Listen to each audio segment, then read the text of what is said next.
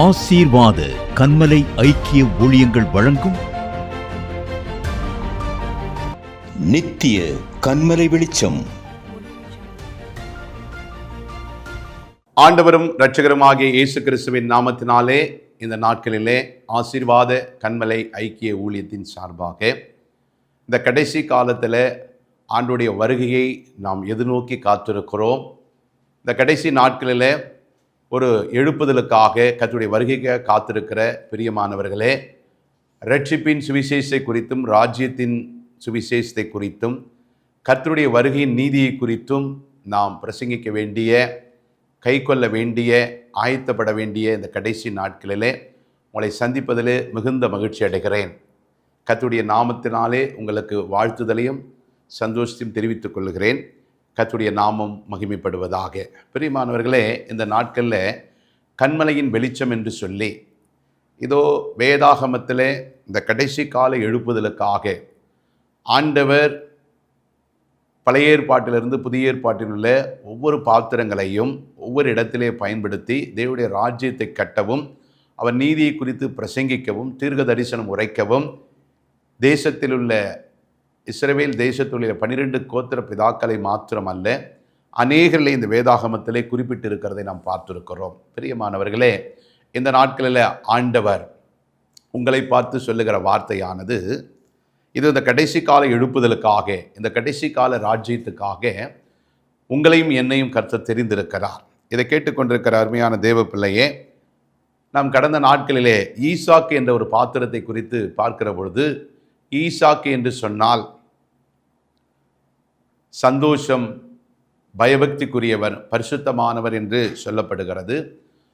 அந்த ஈசாக்கு என்ற தேவ மனிதன் ஆபிரகாம் நாட்களிலே உண்டான பஞ்சத்தை அல்லாமல் ஈசாக்கு நாட்களிலேயும் பஞ்சம் வருகிறதை நாம் பார்க்கிறோம். அவரோடு கர்த்தர் இருந்து எப்படியெல்லாம் அவரை ஆசீர்வதிக்கிறார் என்பதை குறித்து நாம் பார்க்கிறோம். கடைசியாக நாம் பார்க்கிற பொழுது ரெகபோத் என்ற ஒரு பெருக்கத்தை ஆதியாகம புஸ்தகம் 26:22 பின்பு அவ்விடமிட்டு பெயர்ந்து போய் வேறொரு துறவை வெட்டினான். அதை குறித்து அவர்கள் வாக்குவாதம் பண்ணவில்லை. அப்பொழுது அவன், நம் தேசத்தில் பலுகும்படிக்கு இப்பொழுது கர்த்தர் நமக்கு இடம் உண்டாக்கினார் என்று சொல்லி அதற்கு ரெகபோத் என்று பெயரிட்டார்கள். வாக்குவாதம் பண்ணாததுனால அந்த இடத்துக்கு ரெகபோத் என்று ஆண்டவர் பெயரிட்டு ஒரு பெருக்கத்தின் ஆண்டாக, ஒரு ஆசீர்வாதத்தின் ஆண்டாக இன்றைக்கு பார்த்து கொண்டிருக்கிற உங்கள் வாழ்க்கையிலே ஆண்டவர் ஒரு நெருக்கமான ஒரு சூழ்நிலையில், ஒரு தரித்திரமான ஒரு சூழ்நிலையில், ஒரு பஞ்சகாலத்தில் இருந்தாலும், எப்படி ஈசாக்கு பஞ்சகாலத்தில் விதைத்த பொழுதும் 100 மடங்கு பலனை அறுவடை செய்து கொடுத்த ஆண்டவர் இந்த நாட்களில் உங்களுடைய வாழ்க்கையில் ஆவிக்குரிய பஞ்சமாக இருப்பினும், இல்லை கையின் பிரயாசத்தில், வேலை ஸ்தலத்தில், ஊழியத்தில், சரீரத்தில், சுகத்தில், ஏதோ ஒரு விதத்தில் ஒரு பஞ்சமாக இருந்தால் அதை ஆண்டவர் இன்றைக்கு அதை மாற்றி ஒரு ஆசீர்வாத பெருக்கமாக, ஒரு அபிஷேக பெருக்கமாக, ஒரு செப வாழ்க்கையில் பெருக்கமாக, தேவனுடைய வருகைக்கு ஆயத்தமாக்கிற உங்கள் ஆத்துமாவை ஆசீர்வதிக்கிற நாட்களாக கர்த்தர் இந்த நாட்களிலே வைத்திருப்பதற்காய் ஸ்தோத்திரம். அவர் நாமம் மகிமைப்படுவதாக. ஆதியாகம புஸ்தகம் 26:24 சொல்லுகிறது, அன்று ராத்திரியிலே கர்த்தர் அவனுக்கு தரிசனமாகி, நான் உன் தகப்பனாகிய ஆபிரகாமுடைய தேவன், பயப்படாதே, நான் உன்னுடனே கூட இருந்து என் ஊழியக்காரனாகிய ஆபிரகாமின் நிமித்தம் உன்னை ஆசீர்வதித்து உன் சந்ததியை பெருக பண்ணுவேன் என்றார். அங்கே அவன் ஒரு பலிபீடத்தை கட்டி கர்த்தருடைய நாமத்தை தொழுது கொண்டு அங்கே தன் கூடாரத்தை போட்டான். அவ்விடத்தில் ஈசாக்கின் வேலைக்காரர்கள் ஒரு துறவை வெட்டினார்கள். அபிமெலேக்கு அவன் சிநேகிதனாகிய அகுசாத்தும் அவன் சேனாதிபதியாக பிகோலும் கேராரிலிருந்து அவனிடத்துக்கு வந்தார்கள். அப்பொழுது ஈசாக்கு அவர்களை நோக்கி, ஏன் இடத்தில் வந்தீர்கள்? நீங்கள் என்னை பகைத்து என்னை உங்களிடத்தில் இராதபடிக்கு துரத்து விட்டீர்களே என்றான். 26 ஆதியாகமம் 28 சொல்லுகிறது, அதற்கு அவர்கள், நிச்சயமாய் கர்த்தர் உம்மோடு கூட இருக்கிறார் என்று கண்டோம். ஆகையால் எங்களுக்கு உமக்கு ஒரு ஆணை ஏற்பாடு உண்டாக வேண்டும் என்று நாங்கள் நிர்ணயம் பண்ணினோம் என்று சொல்லி பாருங்க. இந்த ஈசாக்குடைய தகப்பனாருக்கு முன்பாக இருந்த ஆபிரகாமை இவர்கள் பகைக்கிறார்கள், துறவுகளை எல்லாம் தூர்த்து போடுகிறார்கள். இவர்கள் ஆசீர்வதிக்கப்படுகிற வேலையிலே அவர்கள் எரிச்சல் அடைகிறார்கள். ஆனாலும் தேவன் இவர்களோடு இருந்து இவர்களை ஆசீர்வதிக்கிறதை, இவர்கள் வர வர விருத்தி அடைகிறதை, இவர்கள் பலுகி பெருகுகிறதை, இவர்கள் ஆசீர்வதிக்கப்படுகிறதை, இவர்களோடு தேவன் இருந்து நடத்துகிற யுத்தத்தை, இவர்களை காக்கிறதை இந்த புறஜாதி ராஜா அறிந்து இப்பொழுது இந்த ஈசாக் இடத்துல வந்து தேவன் உன்னோடு இருக்கிறார் என்பதை நாங்கள் அறிந்திருக்கிறோம். அதனால எங்கள் சந்ததிக்கு, எங்கள் தலைமுறைக்கும், எங்கள் பேர பிள்ளைகளுக்கும், எங்கள் பிள்ளைகளுக்கும் எந்த ஒரு கேடும் நீங்கள் நினைக்கக்கூடாதபடிக்கு எங்களோடு ஒரு உடன்படிக்கை செய்ய வேண்டும் என்று சொல்லி பாருங்க, அந்த அந்நிய ராஜா வந்து அந்த தேசத்தில் ஒரு சஞ்சரித்திருக்கிற ஒரு பரதேசியா இவன் தகப்பன் ஆபிரகாம் போன பொழுதும், அதற்கடுத்தது ஈசாக்கு அங்கே ஒரு கூடாரவாசியாக இருக்கிற பொழுதும் பாருங்க, ஒரு அந்த ராஜா வந்து இவனோடு உடன்படிக்கை பண்ணுகிறதை பார்க்கிறோம். பிரியமானவர்களே, இன்றைக்கு நீங்கள் இருக்கிற இடத்துல ஒரு அற்பமாக எண்ணப்பட்ட ஒரு வீடு வாசல் இல்லாமல், ஒரு சொந்த கட்டடம் இல்லாமல், ஒரு எதிர்பார்க்கிற ஒரு நல்ல ஒரு படிப்பு திறமை நாலேஜ் இல்லாமல், அழைக்கப்பட்டு அபிஷேகம் பண்ணப்பட்டு ஒரு ஊழியத்தில் ஒரு பெருக்கம் இல்லாமல், இல்லை உங்களுடைய பிள்ளைகளுடைய வாழ்க்கையில் ஒரு ஆசீர்வாதம் இல்லாமல், இல்லை உங்கள் தனிப்பட்ட ஜீவியத்தில் ஒரு ஆசீர்வாதம் இல்லாமல் நெருக்கப்பட்டு இருக்கிற சூழ்நிலையில் இருக்கலாம். ஒருவேளை உங்களை சுற்றி இருக்கிறவங்களுக்கு ஒரு விரோதமாக எழும்பலாம். உங்களுடைய ஆசீர்வாதத்தை தூர்த்து போடலாம். உங்களுக்கும் அவர்களுக்கும் எந்த விதமான பிரச்சனை இல்லாத பொழுதும், அவர்களுக்கு நீங்கள் தீங்கு செய்யாத பொழுதும், அவர்கள் உங்களுக்கு தீங்கு செய்ய உங்கள் ஆசீர்வாதத்தை கண்டு, உங்களுடைய உயர்வை கண்டு, உங்களுடைய எல்லைகள் விரிவாக்குறதை கண்டு, உங்கள் பிள்ளைகளுடைய வளர்ச்சியை கண்டு, உங்களுடைய ஊழியத்தின் வளர்ச்சியை கண்டு பொறாமைப்பட்டு உங்களுடைய ஆசீர்வாதத்துக்கு விரோதமாய் தூஷணம் பண்ணி, தூற்றி, உங்களை கிரிட்டிசைசம் பண்ணி, உங்களுக்கு விரோதமான வார்த்தைகளை பேசலாம், உங்களை அவமானப்படுத்தலாம், உங்களுக்கு விரோதமாய் பேசலாம், தலையை துலாக்கலாம். ஆனாலும் கவலைப்படாதிருங்கள். எப்படி இந்த ஈசாக்கை தேடி அந்த அபிமெலேக்கு வந்தாரோ, அதே மாதிரி உங்களுக்கு விரோதமாய் எழும்பினவர்கள் உங்கள் பட்சத்திலே வருவார்கள். ஆமென். அல்லேலூயா. விசுவாசிக்கிறீங்களா? ஆமாம். ஏன் என்று சொன்னால், எங்கே உங்கள் தலை தாழ்த்தப்பட்டதோ, எங்கே கவிழ்க்கப்பட்டதோ, எங்கே உங்களை அவமானப்படுத்தினார்களோ, இதை பார்த்து கொண்டிருக்கிற அருமையான சகோதரனே, சகோதரியே, வாலிப பிள்ளையே, அருமையான தேவ மனுஷனே, தேவனுடைய ஊழியக்காரியே, சகோதரியே, உன் அவமானத்தை நீக்குகிற ஆண்டவர் உன்னோடு இருக்கிறார் என்பதை அந்நியர்கள், உனக்கு விரோதமாய் எழும்பினவர்கள் உன் பட்சத்திலே வந்து உடன்படிக்கை பண்ண வருவார்கள். அப்ப இது எப்படி நடந்தது அப்படி என்று பார்ப்போம் என்று சொன்னால், ஈசாக்கு என்றாலே ஒரு பயபக்திக்குரிய ஒரு தேவ மனிதன். அப்ப நீங்களும் நானும் ஒரு பயபக்திக்குரிய தேவ பிள்ளைகளாய் இருந்து, பயத்தோடு நடுக்கத்தோடும் அனுதினமும் அவரை தொழுது கொள்ளுகிற பொழுது, அவர் சத்தத்தை கேட்டு அவர் சித்தத்தை செய்கிற பொழுது, இப்படிப்பட்ட அற்புதங்களையும் அதிசயங்களையும் ஆண்டவர் நம் வாழ்விலே நடக்க செய்து, அநேகளுக்கு முன்பாக நமக்காக வழக்காடுவார், நீதி செய்வார், பரிந்து பேசுவார், இரக்கம் பாராட்டுவார், நம் பட்சத்திலே இருப்பார், நம்முடைய தலையை உயர்த்துகிற தேவனாயிருப்பார். ஆமென். அல்லேலூயா. அப்ப இந்த நாட்கள்ல ஒருவேளை நீங்க இப்படிப்பட்ட பாதையில கடந்து சென்றாலும், ஆண்டவர் இன்றைக்கு உங்களோடு இருக்கிற தேவன் உங்களை பார்த்து சொல்லுகிற காரியம், நான் உன்னோடு இருக்கிறேன், நான் உன்னை விட்டு விலகுவதும் இல்லை, நான் உன்னை கைவிடுவதும் என்று சொல்லுகிறார். ஆகவே அன்றைக்கு மோசேயோடு இருந்த அந்த ஆண்டவர் ஈசாக்கோடு இருந்து அந்நியருடைய கண்களுக்கு, அவனுக்கு சத்துருக்களாய் இருந்தவுடைய அவருடைய கண்களுக்கு தயவு கிடைத்து, இதோ தேவன் இவரோடு இருக்கிறார் என்பதை அறிந்து இவர்களுக்கு பட்சத்திலே கொண்டு வந்த ஆண்டவர் இன்றைக்கு உங்களுக்கும் அப்படி செய்ய வல்லவராய் இருக்கிறார்.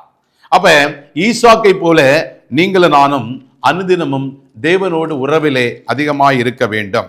ஆதியாகமம் புத்தகம் 27ஆம் அதிகாரம். ஈசாக்கு முதிர் வயதானதினால் அவன் கண்கள் இருளடைந்து பார்வையற்று போனது.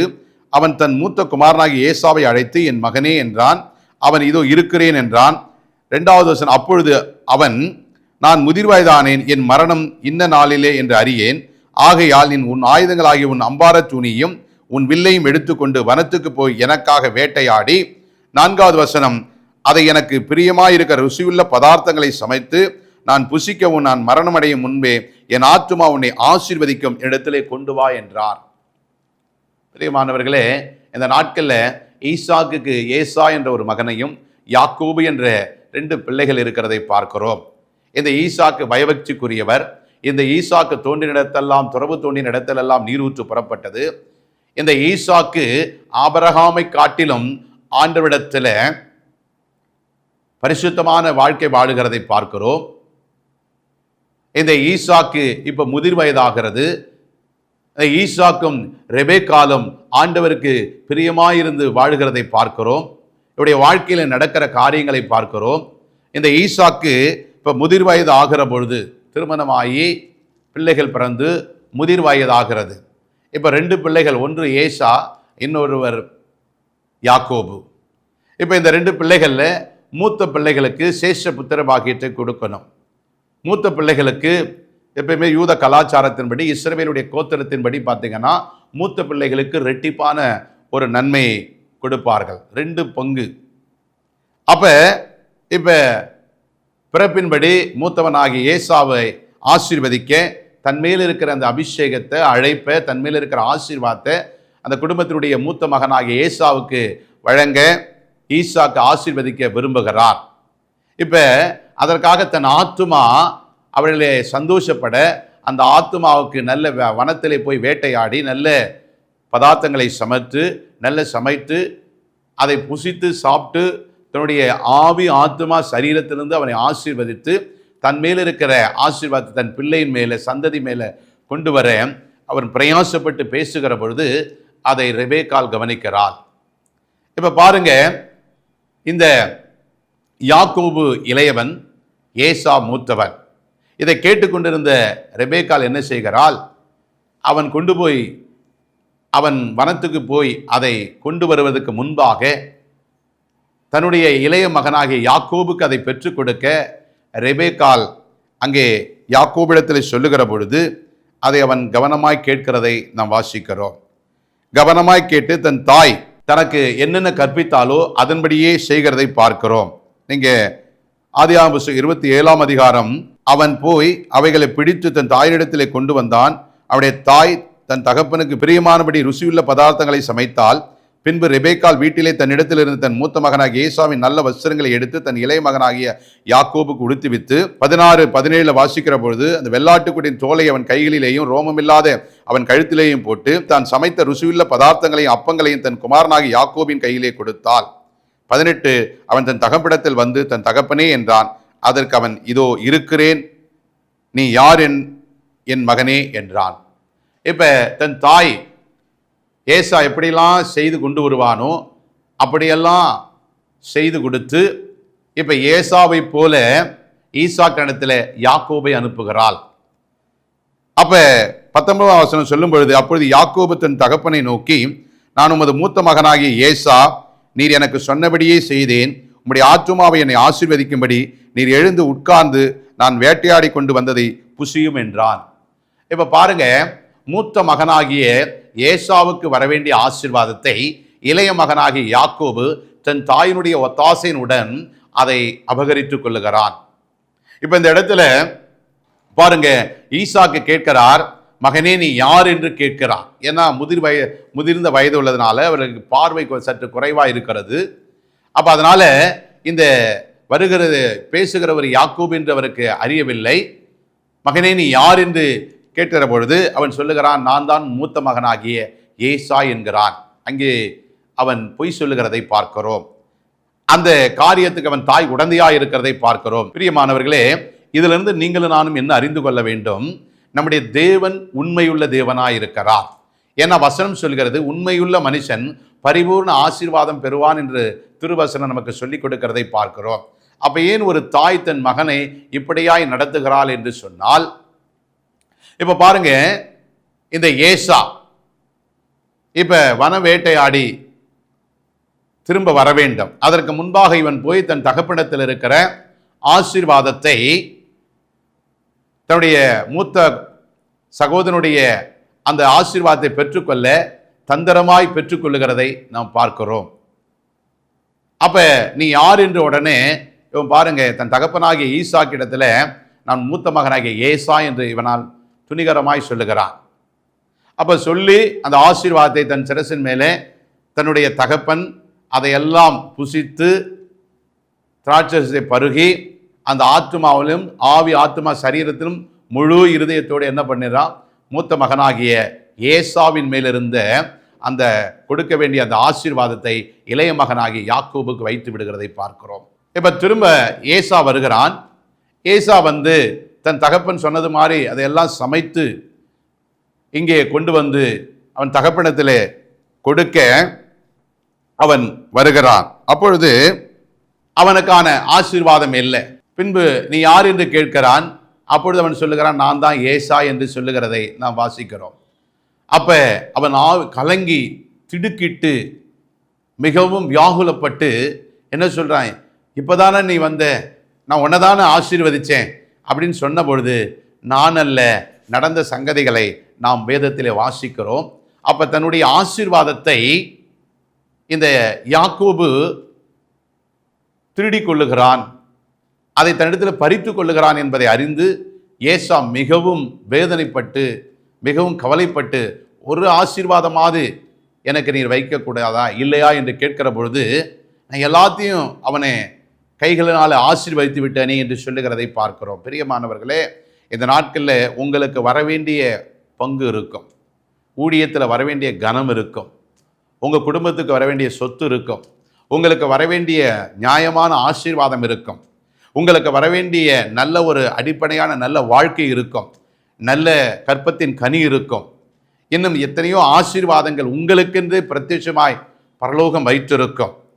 அநேக வேளையில் நாம் இப்படி வஞ்சிக்கப்படுவோம்.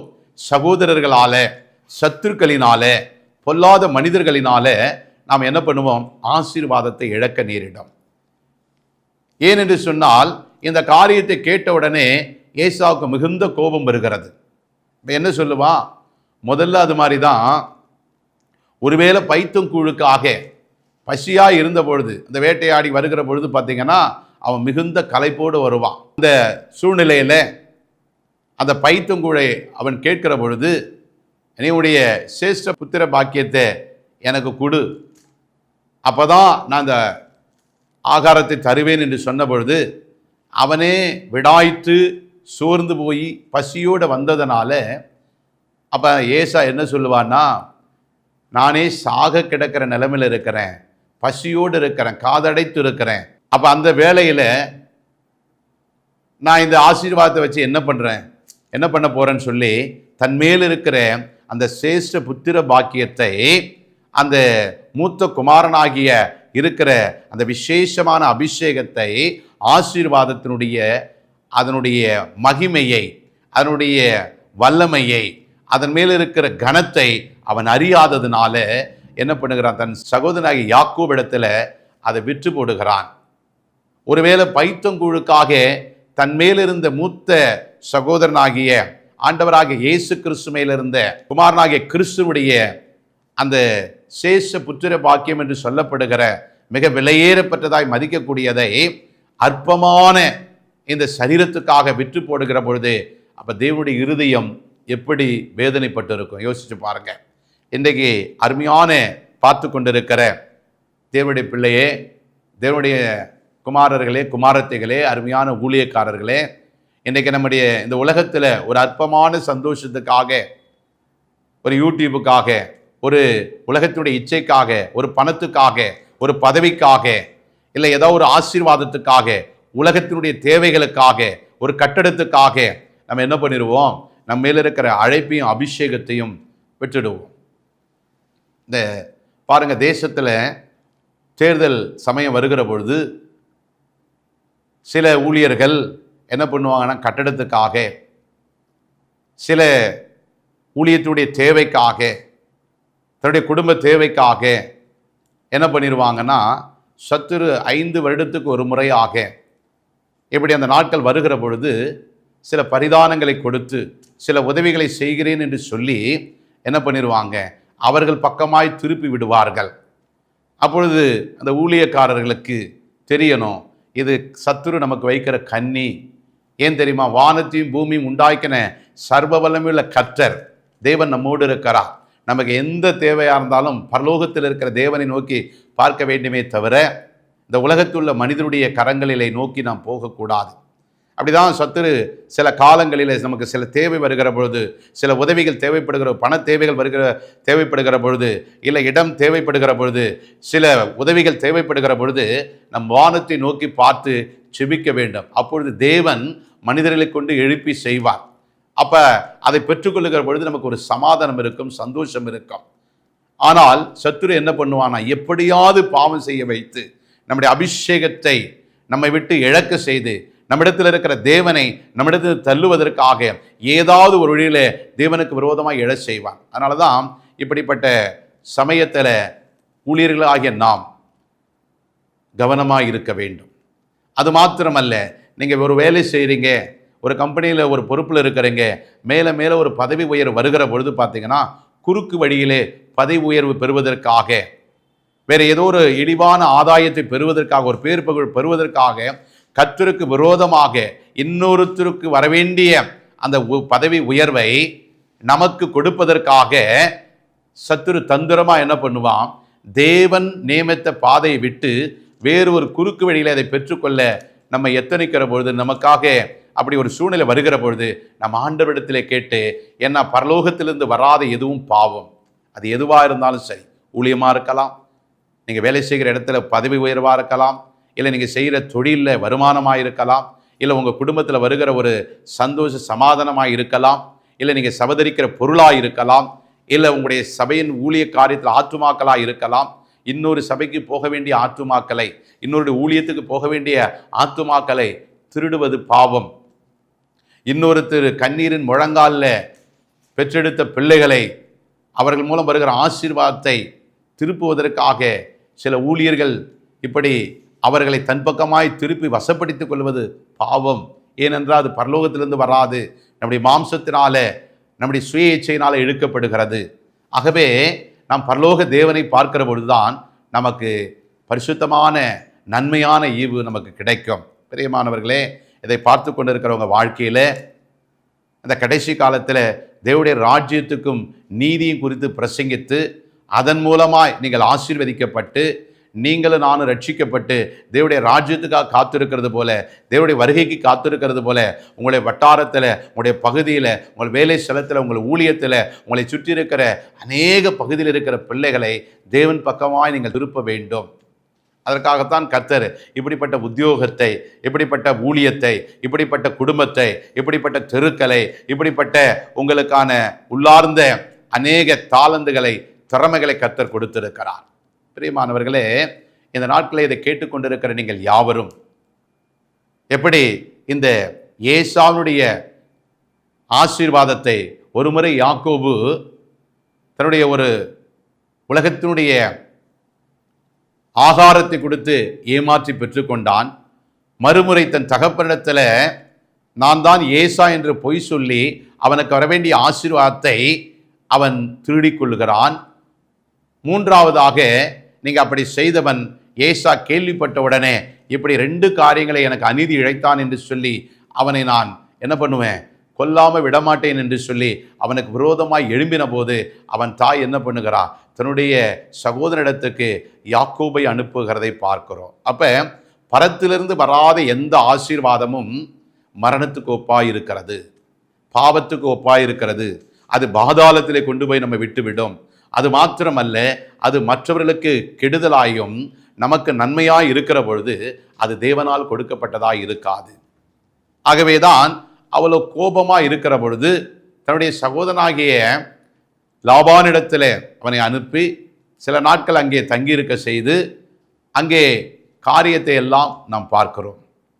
அதுக்கடுத்தது 2 முறை, ஒரு முறை சகோதரனையும் ஒரு முறை தகப்பனையும் ஏமாற்றின யாக்கோபு லாபானிடத்தில் 10 முறை ஏமாற்றப்படுகிறான். 10 முறை சம்பளம் மாற்றப்படுகிறது.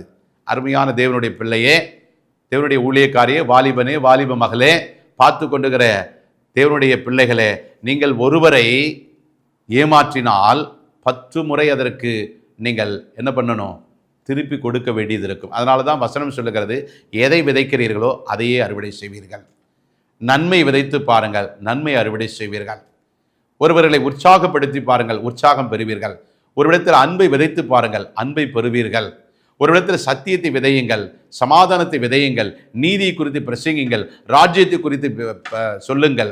இன்னும் அன்பை குறித்தும் நன்மையை குறித்தும் வரப்போகிற ராஜ்யத்தை குறித்தும் நீங்கள் மற்றவர்களுக்கு போதிக்க, மற்றவர்களுக்கு சொல்ல, சுவிசேஷம் அறிவிக்க, அதற்கான சமாதானத்தை நீங்கள் பெற்றுக்கொள்வீர்கள். அருமையான தேவனுடைய பிள்ளையே, இதை பார்த்து கொண்டிருக்கிற உங்களுக்கும் எனக்கும் இந்த நாட்களிலே ஆண்டவர் சொல்லுகிற காரியம், பரத்திலிருந்து வராத எதுவும் பாவம். அப்ப இப்படிப்பட்ட யாக்கோபருடைய வாழ்க்கையில இப்ப ஆதியாகமம் புத்தகம் 28ஆம் அதிகாரம் 1ஆம் வசனம் சொல்லும்போது, ஈசாக்கு யாக்கோபை அழைத்து அவனை ஆசீர்வதித்து, நீ கானானுடைய குமாரத்தில் பெண் கொள்ளாமல் எழுந்து புறப்பட்டு பதான் அராமல் இருக்கிற உன் தாயினுடைய தகப்பனாகி பெத்தூருடைய வீட்டுக்கு போய் அவ்விடத்தில் உன் தாயின் சகோதரனாகிய லாபானின் குமாரத்துக்குள் பெண் கொள் என்று அவனுக்கு கட்டளையிட்டான்.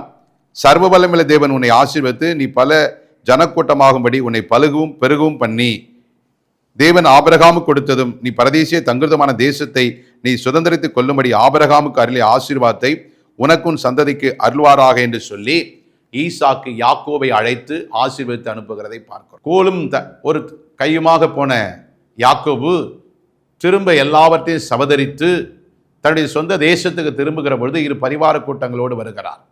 இப்ப பரிவார கூட்டங்களோடு வருகிற பொழுது இப்ப யாக்கோபுக்கு ஒரு பயம். தன்னுடைய ஏசா என்ற சகோதரன் நம்மை செய்த துரோகத்துக்கு கொன்று போட்டு விடுவானே என்று பயந்து வருவதற்கு முன்பாக தன் வேலைக்காரர்களையும் உச்சிதமான பதார்த்தங்களையும் திரளான பரிசு பொருட்களையும் ஆடு மாடுகளையும் இன்னும் ஒட்டகங்களையும் பரிசு வெகுமதிகளை அனுப்பி எப்படியாவது ஏசாவை சாந்தப்படுத்த வேண்டும் என்று நினைக்கிறான். அங்கே நடக்கிற காரியங்களை எல்லாம் நீங்களும் நானும் அறிவீர்கள். அப்பொழுது ஏசாவிடத்தில் போகிறார்கள். இவனுடைய வேலைக்காரர்கள் போய் சொல்லுகிறார்கள். அதுக்கடுத்து ஏசா வந்து அவன் கழுத்தை கட்டி கொண்டு அணைத்து அவனை மன்னிக்கிற காரியங்களை எல்லாம் நாம் இந்த ஆதியாகம புஸ்தகத்திலே வாசிக்கிறோம். பிரியமானவர்களே, இந்த நாட்களில் நாம் எதை விதைக்கிறோமோ அதை அறுவடை செய்தே ஆக வேண்டும். ஆகவே இந்த யாக்கோபு விதைத்ததை அறுவடை செய்வதற்கு முன்பாக இப்பொழுது தன்னுடைய சகோதரனை சந்திக்க இவனுக்கு பயமாக இருக்கிறது. ஏனென்றால் தான் செய்த பாவம், ஏமாற்றின காரியம், சகோதரன் அதற்கு விரோதமாய் எழும்பி நம்மை அதற்கு பதில் செய்வான் என்று சொல்லி இவன் பயப்படுகிறான். அப்பொழுது அந்த வேளையிலே யாக்கோபு பிரயாணம் பண்ணியில் தேவ தூதர்களை சந்தித்து, ஆதியாகமம் 32ஆம் அதிகாரம் 1ஆம் வசனம் சொல்லுகிறது. 2ஆம் வசனம், யாக்கோபு அவர்களை கண்டபோது இதோ தேவனுடைய சேனை என்று சொல்லி இந்த ஸ்தலத்திற்கு மக்னாயும் என்று பெயரிடுகிறான்.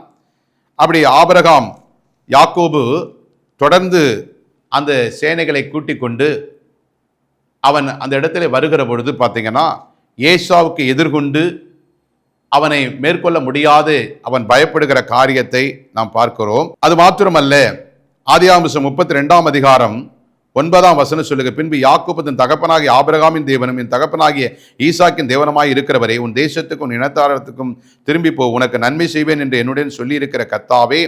10ஆம் வசனம் சொல்லுகிறது, அடியேனுக்கு தேவரீர் காண்பித்த எல்லா தயவுக்கும் எல்லா சத்தியத்துக்கும் நான் எவ்வளவேனும் பாத்திரன் அல்ல. நான் கோலும் கையுமாய் இந்த யோர்தானை கடந்து போனேன். இப்பொழுது இவ்விரண்டு பரிவாரங்களை உடையவனானேன். 11, என் சகோதரனாகிய ஏசாவின் கைக்கு என்னை தப்புவியும், அவன் வந்து என்னையும் பிள்ளையும் தாய்மார்களை முறியடிப்பான் என்று அவனுக்கு நான் பயந்திருக்கிறேன்.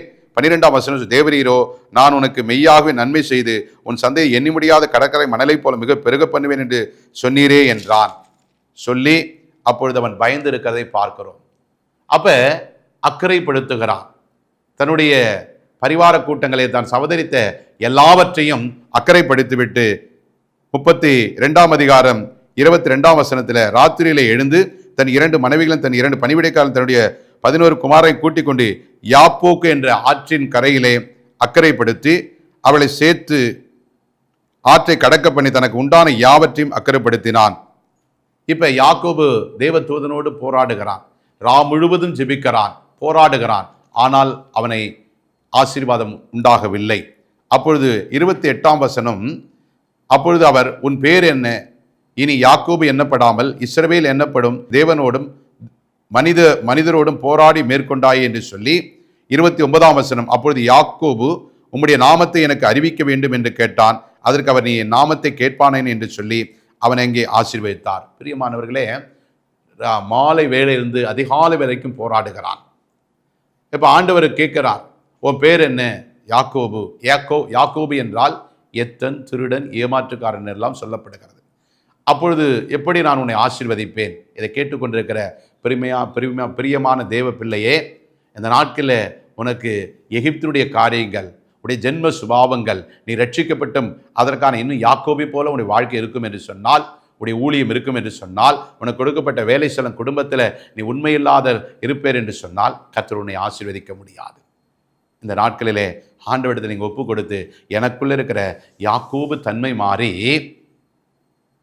இஸ்ரவேலாய் மாற தேவன் உன்னை ஆசீர்வதிக்க ஆண்டவர் ஆவலாய் இருக்கிறார். தலைகளை தாழ்த்தி நீங்களும் நான் ஒப்பு கொடுக்கிற பொழுது உங்களுக்குள்ள இருக்கிற அந்த யாக்கோபின் தன்மை மாறி இஸ்ரவேலின் கோத்திர பிதாக்களின் தகப்பனாய் மாற்றுகிற ஆண்டவர் ஒரு புது நாமத்தினால இந்த நாட்களிலே உடைய பழவைகள் எல்லாம் ஒழிந்து சகலத்தையும் புதிதாக்குகிற ஆண்டவர் இந்த நாட்களிலே உன்னை உயர்த்தி உன் தலையை ஆசீர்வதித்து அநேகளுக்கு ஆசீர்வாதமான பாத்திரமாக வைக்க வல்லவராயிருக்கிறார். தலைகளை தாழ்த்தி, தகப்பனே, இம்மட்டுமாய் என்னுடைய காரியத்தில், என்னை அழைத்த அழைப்பில், எனக்கு கொடுத்த வேலையில், கொடுத்த தொழிலில், கொடுக்கப்பட்ட ஆண்டவரை பட்டணத்தில், ஆண்டவரை கொடுக்கப்பட்ட வீடுகளில், ஆண்டவரை வைக்கப்பட்ட இடத்துல நான் யாக்கோபை போல ஏமாற்றி மற்றவருடைய ஆசீர்வாதத்தை திருடி ஆண்டவரே மற்றவருடைய ஆண்டவரே காரியத்தை தகப்பனே அன்றைக்கு ஆண்டவரே தகப்பனே ஈசாக்கு கேட்டான், உன் பெயர் என்ன, யார் என்று சொன்ன பொழுது அங்கே மனிதனிடத்தில் அவன் பொய் சொன்னான், நான் ஏசா என்று. இங்கே தேவதூதன் கேட்கிறான், உன் பெயர் என்ன என்று கேட்கிற பொழுது தகப்பனிடத்தில் மனிதனிடத்தில் பொய் சொன்னது போல யாக்கோபு சொல்ல முடியவில்லை. என் பேரு யாக்கோபு என்று உண்மையான பெயரை சொல்லுகிறான். நீ மனிதனிடத்தில் பொய் சொல்லலாம், கர்த்தரிடத்தில் பொய் சொல்லக்கூடாது என்பதனால இன்றைக்கு ஆண்டவர் யாக்கோபை சந்தித்தது போல இதை பார்த்து கொண்டிருக்கிற அருமையான சகோதரனே சகோதரியே, கர்த்தர் உன்னுடைய வாழ்க்கையை பார்த்து கொண்டிருக்கிறார். இந்த நாட்களில் நீ அர்ப்பணிக்கிற பொழுது உன்னிடத்தில் இருக்கிற பழைய காரியங்கள் எல்லாம் மாற்ற கர்த்தர் விரும்புகிறார். யாக்கோபின் தன்மை மாற்ற விரும்புகிறார். நீ அர்ப்பணிக்கிற பொழுது ஆண்டவர் யாக்கோபினுடைய காரியங்களை மாற்றி இஸ்ரவேலாய் மாற்றி எப்படி ஆண்டவர் அவனை ஆசீர்வதித்து அவனை பலுகி பெருக செய்தாரோ, இன்றைக்கு உனக்குள்ள இருக்கிற பழவைகள் எல்லாம் மாறி சகலத்தை கர்த்தர் உன்னை புதிதாக்க விரும்புகிறார். இந்த நாள் முதற்கொண்டு இஸ்ரவேல் என்று நீ பெயர் பெற்று கோத்திர பிதாக்களின் தகப்பனாயிருந்து அந்த 12 கோத்திரத்துக்கும் ஆசீர்வாதம் உன்னிலிருந்து புறப்படும் என்பதை நீ மறந்து விடாதே. கர்த்தர் உங்களை ஆசீர்வதிப்பாராக. இயேசு கிறிஸ்துவின் நாமத்தில் ஜெபிக்கிறோம் ஜீவனுள்ள நல்ல பிதாவே, ஸ்தோத்திரம். பிரியமானவர்களே, இந்த வார்த்தையின்படி உங்கள் வாழ்க்கையிலே தனிப்பட்ட ஜீவியத்தில் உங்களுடைய வாழ்க்கையை கர்த்தரிடம் அர்ப்பணித்து இஸ்ரவேலை போல கர்த்தர் உங்களை ஆசீர்வதிப்பாராக. இயேசு கிறிஸ்துவின் நாமத்தில் ஜெபிக்கிறோம் பிதாவே. God bless you. கர்த்தர் உங்களை ஆசீர்வதிப்பாராக. அன்பிற்குரியவர்களே, உங்கள் ஜெப தேவைகளுக்கும் மேலும் ஆலோசனைகளுக்கும் எங்களோடு நீங்கள் தொடர்பு கொள்ள எங்கள் முகவரி ஆசீர்வாத கன்மலை ஐக்கிய ஊழியங்கள், பிளாட் எண் 20, 3வது மாடி, ஜானகி நகர், அனெக்ஸ், காட்டுப்பாக்கம், சென்னை 56.